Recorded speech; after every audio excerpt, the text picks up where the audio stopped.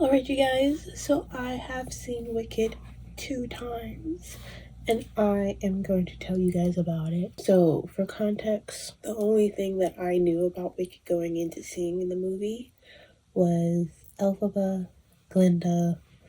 It was about the Wicked Witch of the West, Elphaba, and I knew the song was popular, Defying Gravity, and yeah, I have my dinner right down here. I'm gonna do a little mukbang. We got quesadillas, we got homemade Spanish rice, and we have refried beans and cheese. So I took notes. So coming into the opening number, no one mourns the wicked. Okay, well, actually, disclaimer first before we actually get into that. And the disclaimer is what I am about to say, I know I do not have the full context of. I know I don't understand. I don't really want you to explain it to me until I've seen the slime tutorial. Hopefully by the time you guys actually see this, I will have seen a slime tutorial. So give me about 24 hours. Give me about 48 hours after you see this before you come back and like spoil everything. No one mourns the wicked. It caught me off guard. Y'all are literally celebrating this black woman's death. And to have her be a black woman this time around, it hits different, you know? Especially in the climate and society and the times that we're in right now. Ariana's performance.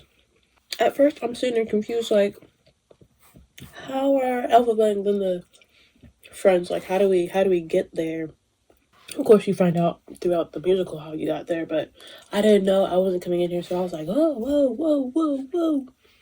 Ariana, like, I really liked her facial expressions because it really did come across of her feeling conflicted in that moment or even feeling sad. And I was like, okay, maybe I kind of believe that they were friends. But then she gets up there, gets asked a question, like, oh, I thought you knew her. And she was like, us friends? I knew her at school. That's about it, though. And I was like, you bitch. What the fuck? Okay, maybe they have a falling out or whatever, but girl, the little girl who plays young Elphaba, oh my goodness, I'll put her name on the screen, but I'll actually find it, actually. KARIS, she looks so much like my little cousin Leah that it absolutely makes me cry. To see a little black girl that looks like my cousin Leah. It's just crazy. That's what you do it for. I think Glinda is an iconic mean girl. Like, I don't know what she does in part 2, but I think Glinda is a mean girl, and I think she should be recognized for that. And fuck all this Glinda the good shit until I actually find out how it plays a role. Also, the microaggressions against Elphaba, fucking crazy, yo. And she just goes through that all the time, and that's actually very relatable. And then I wrote down this line. As you can see, she's a perfectly respectable color. And then just to have Nessa Rose be played like by like a light-skinned actress, and then you have Cynthia and her beautiful melanin, and it's just with that kind of context, having her be a perfectly acceptable color is crazy. And they're just talking about her not being green, but like, of course she's a black woman. Of course she is. If you're green, you're one of us. And I just think, one, it never really hit me like that this was about racism. And the fact that I'm finding out that there's only been like one other Elphaba that's been black. And it's clearly about racism this entire time. And it's just something about her like being the black sheep, the one that's abused, and then Nessa Rose is like being the golden child. And like Nessa Rose is so lame. And it's definitely complex. The feeling is complex because it's like, on one hand, you should stand up for your sibling, even if it is against your parents. But also, your dad is clearly terrible. But also, not everything is Elphaba's fault, actually. Like, if you have eyes, you can peep the situation and what's going down. Madame Morrible was definitely giving Professor Periwinkle from Halloween Town 4. And so this is your notes that I took out, or just this one note that I took during The Wizard of Die. And I think that's arguably one of my favorite songs. But it also makes me the saddest. The clarity in her voice is crazy. And there's something about the fact that they're supposed to be like in college. It's definitely giving like early 20s vibes. And as someone who is nearly 25, it just feels very fun for me. Moving on. So I want to talk about her micro braids and her nails because I really like that they have been getting the spotlight because I am obsessed. I am so obsessed. And it really is something about them micro braids, nails, acrylics, getting the silver screen attention. It feels very much akin to Flojo at the Olympics. It just feels like that's black right there. Loathing was funny. And all of that. Arguing. Because I've definitely been in a situation where I've had to argue with somebody like that and really stake my ground. And I had to keep pushing, like, their stuff back on their side. That shit's annoying as fuck. That's all I'm gonna say about that. So I saw a TikTok where they said Elphaba is mostly in long sleeves because they didn't want the audience to be distracted by how jacked Cynthia is. And it didn't work. I noticed exactly how strong she was and how muscular. And you know what? Good for her. Good for her. I wrote down, I am amazed at some of the things that Glinda is actually saying and how she doesn't really understand exactly what she's saying in the context of the situation she's in because she doesn't know how to fucking read a room, and it just pissed me off. And then when Elphaba is training with Madame Morrible in her little private session, and Madame Morrible like puts her hand on Elphaba's, and you can see the shot of the nails. Ooh, I loved that shot, and it was so quick. And then you can see the shadow, and she does this or whatever, and you can see the nails. Oh, I love that. Oh, okay. I know what I was reading that. I was like, what the hell did I write? But it said the Oz slang. I didn't notice it until they were talking about pronouncifying. And then in the Elphaba and Madame Morrible's little session, Elphaba said a word, and I was like, whoa. And then braverism? That was funny. As the whole movie was really fucking funny. I'm telling you, Ariana is her best when she's acting in a comedy. She's so funny. That wasn't just Ariana. That was like Cat season 1. Like, of Victorious. The cat that got lobotomized. The cat that we all loved before she became a gimmick. A shtick. And Ariana got trapped. But I am very happy for Ariana. Especially during Popular. I'm jumping ahead, but definitely during Popular when she's like, after Elphaba leaves, and she's like dancing in the hallway, and she does that split in the, that was so very talented and very much, I was like, you're having so much fun. I can see the fun you're having. And I was like, that's definitely some inner child healing going on right there. We have Glinda being mean to Bach feels good. Yeah, that might be a shitty thing to say, but like, no, it's funny to watch. It's funny watching Ariana Grande be mean to Ethan Slater. Like, it's funny. And then I actually hate Dancing Through Life. Like, it's a bop, so like, I like that nothing matters, no, except knowing nothing even matters. It's like, that's so funny. And then it's just a dancing the line. Like, it's fun, but like, I hate it. That doesn't make any sense, but I hate it. It's fun, but I hate it.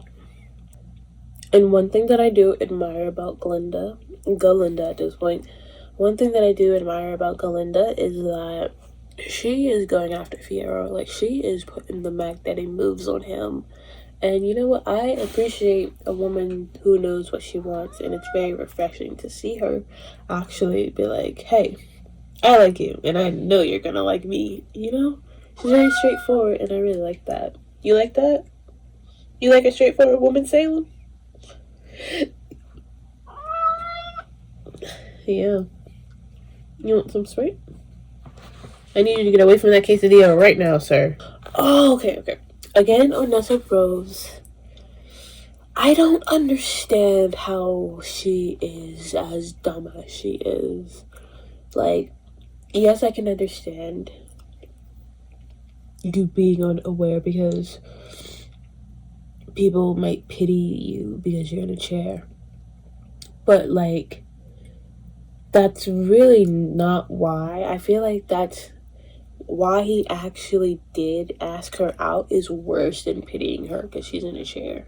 I'd rather you pity me than to ask me because another girl that you like told you to ask me, okay? But both situations really fuck you. Bok.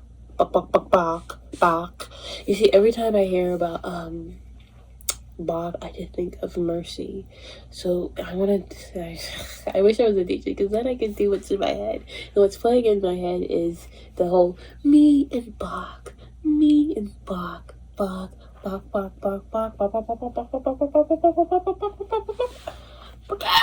chicken, and then it goes into the beat.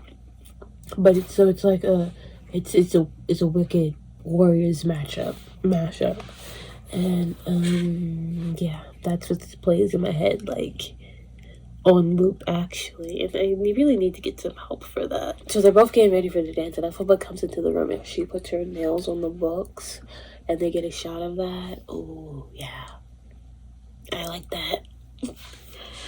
Then Glinda is getting ready, and she's, like, spraying the perfume, and it literally looks like... Can I help you, sir? It literally looks like she's spraying cloud right into her eye. And then after, like, she's dancing around the room, really spinning around, and I saw that she had, like, a half up, half down, and I was like, oh my god. Old school art, ponytail, Ari half up, half down girl is back. Like, it was a fun glimpse to see. So them chickens playing the piano, yeah, them chickens were fucking getting it, and I was like, but some chickens really know how to groove. Like, that was jiggy. So I feel like every time Nessa Rose was looking at Bach was looking at Glinda, okay? And if you can't see that dude looking at the dude if you see the dude you're on a date with looking at some other girl, better yet, looking at somewhere that's not you, and it doesn't matter what for, that's a problem, because you need to be his sole focus. You deserve his unwavering attention. You're watching him look at another woman. Just have some self-respect. Okay, now we're at the dancing, y'all. It was giving Wednesday vibes, but if Wednesday took place in 2003. I'm not saying Wicked copied Wednesday, I'm just saying that theme. And I cried. I know those tears were real. And for that to be the second time I'm crying watching this movie, I see why them girls were crying on this press tour. It's such an emotional movie if you just let yourself enjoy a good piece of media. A well-made piece of media made by people who actually care and who want to be there and are passionate. And then Nessa Rose getting her little dancing scene with Bottle. I like that I really like seeing someone in a chair dance, and I don't see that enough. And I can feel that I don't see that enough. So representation, y'all. Oh shit, I skipped over it. Another little rant about Nessa Rose because she's a fucking bitch of a bitch ass of a sister. How are you not gonna say anything when she's getting laughed at? Even before she starts dancing. Well, really, when I'm talking about when we come to her close up, and she's like, I can't watch. Yeah, don't fucking watch. Say something. Speak up for your sister. And it's like, again, I'm gonna try to explain this again because I feel like I didn't explain this well. And like, I understand that you have a hard life living with her, but not everything was her fault. So this is at the when they're back in the room and they're telling each other secrets, and Glinda takes the bottle, and Elphaba's like freaking out, like, "Oh, it was my mom's! It was my mom's bottle! The only thing I have left of her." I had the thought that Glinda doesn't know how to say sorry. She never had to say sorry, so it's a foreign concept to her. Just them hanging out in the room, and then the entirety of Popular, that just really felt like a glimpse of girlhood. It was like watching Ariana and Cynthia participate in girlhood, and it's funny, but not like funny, ha ha ha ha, but funny like, Ariana's like, what, 32 or something, and Cynthia's like 37. I looked these up recently, which is why I feel like these numbers are pretty close. It's watching them older, and it's relative to my age of 25, but like watching them ladies older, slightly older than I am, participating in girlhood like this, it's fun. It's fun to watch. Like, I am enjoying this. It is making me laugh with them. And I feel like I wish my mom got to experience this. She would have loved this. And I feel like she would have bought me this wand. Like, unironically. Because she knows I'm pink. Let me put this down because it's about to get real. I'm pink. But I'm green because I am a black woman. But I'm pink because I'm pink, okay? No, like, look at me. I'm pink. But society will look at me and be like, you're green. And I'll be like, yeah, I am motherfucking green. No, I didn't eat grass as a child. No, I didn't. Whatever. But I'm green, even though I'm pink, but the world won't let me be pink. So, in true green fashion, I'm going to be what I want to be. I'm going to be what I am, even if you don't like it. That really, I really like that.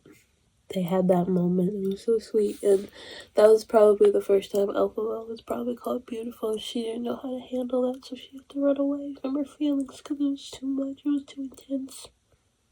Which I totally get. And then we're at the point where I was like, oh my god, that's so Ariana dancing the Popular. It's so cute. I love that for her. I already said that. But it was actually fun watching her fuck around with the training wand. That was so funny. I also have the training wand coming in soon. I got it from my friend, ordered it for me for my birthday because I just feel like sometimes not everything is gonna be a bubble wand situation. Sometimes things are gonna be a training wand situation. Like, maybe you don't need all of this, you know? We just need a little bit, okay? Appropriate wands for appropriate tasks. Alright? There's no need to take a level 87 black Charizard and beat up Joey's Rattata, you know? You get your lowest Pokemon and you beat up Joey's Rattata with that. So I thought it was ironic that as soon as she was getting comfortable and having fun and loosening up, shit hits the fan. Because I always feel like shit hits the fan when I get loose. Is when I start having fun. Oh. It's okay when I do it. It's okay when they do it. But when I do it, fuck them. Or however that goes. It's cool when they do it. It's a problem when I do it. Fuck them. It's a problem when I do it. And it's like, it really does feel like a problem when they're doing, like, I can't have fun because then the fun stops. And that's not fair. And it always ends up like that. And it's like, why? And I really like that when she put everyone to sleep except Fierro, he was like, who's we? But he immediately saw an opportunity and then like he didn't hesitate, and I was like, yeah. Ooh, when he first ran into her though, I was like, I ship it. I do ship it. I ship it so freaking hard. And then I ship it even more after they rescued the cub. And it just hit me during that scene with the cub that, not that that's the Cowardly Lion, but that's why the Cowardly Lion can talk. Like, I always thought it was weird that he was just a talking lion, and we don't really have a established record for animals talking in the universe, really. I can't even say if the flying monkeys talk or not in the original. I liked making connections between the Wizard of Oz and everything. And it also hit me that like on the second rewatch that No One Mourns the Wicked takes place after Dorothy is on her way to the Emerald City with everybody, and they're just still in the town. They're back in the town, and how that is where that is on the timeline.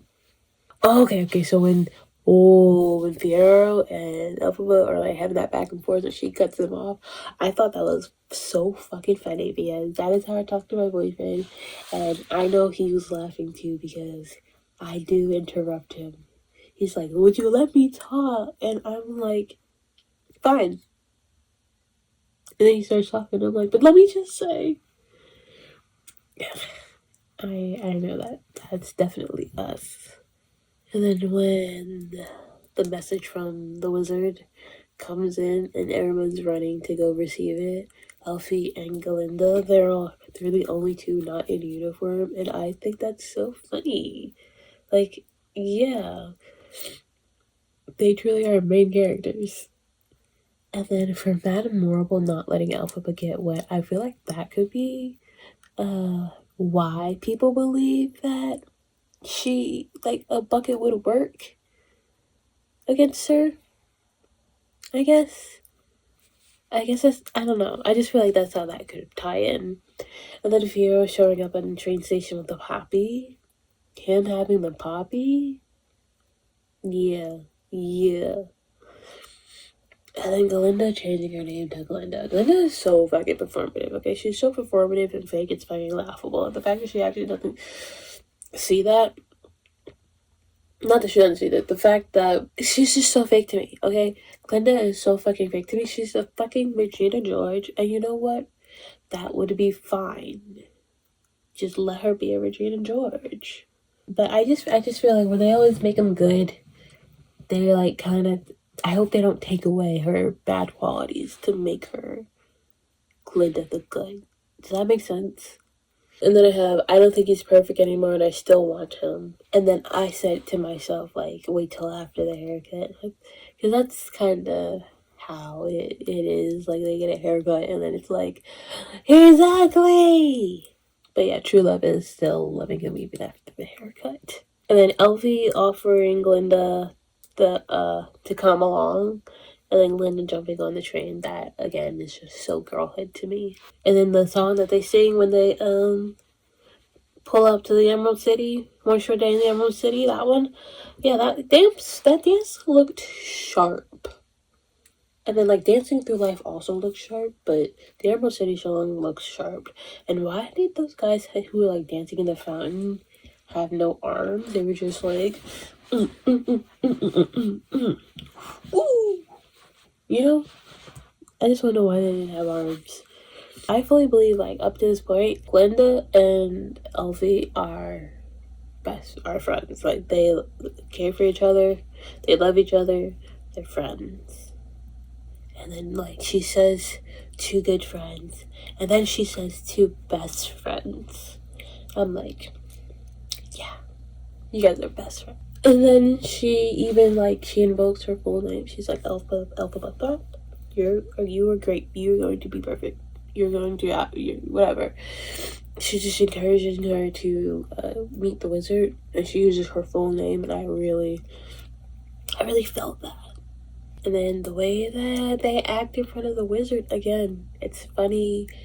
It's girlhood, and the wizard, he looks fucking scary. Okay, he just reminds me of the wooden Pinocchio live action from so many years ago, and that scares me personally. So this wizard, I'm scared too. I see why they're acting like that. Like, I'm fucking afraid. And also, I noticed that she has a new set of nails on to meet the wizard, and I'm like, yes, girl, do your nails to meet the wizard. Like, fuck the wizard, but like, do your nails for a special occasion. We love to see that.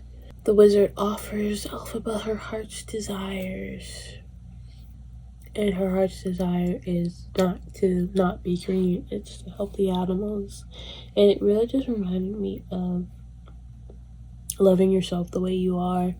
And that one line from Penelope, I love myself the way I am, and how that fixes her problem.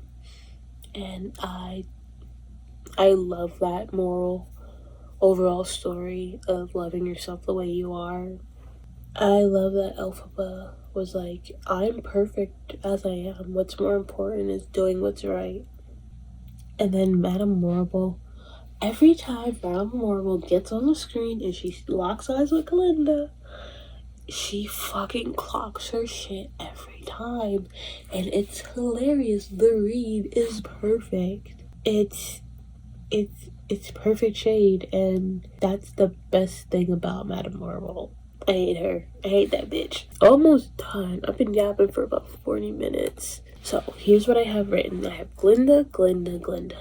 They hate you. They don't care about you. They're using you to get Elfie. If you truly cared about Elfie, you'd understand. You would pick up what's happening. You would be on her side, but you're actually pulling in. You're being selfish. You see that, like, hey, this could be like your chance, and then by your chance, our chance, maybe. That's, you don't care for Elphaba. You never did. You never did. I want to know how the monkeys get on her side. Like, they're going after her right now, but in the Wizard of Oz, they're like on her side. I need to know what happens, and I hope I find out in action. So, what I have written is, so you're on board for the escape in the hot air balloon, okay? Good. But what happened? How could you? How could you lose hope on the broom? Like, really, the fact that she said, maybe you're not as powerful as you think you are, as her friend, her best friend, in her words. Her best friend. You think she's not as powerful as she thinks she is? You're a hater. You are a certified hater. Because what do you mean you don't believe in your best friend? That's, what she does in the next part has to be really freaking good. Because that's stick behavior, okay? And so, when she has to go, Glinda says, don't be afraid. What do you mean, don't be afraid? She's not afraid.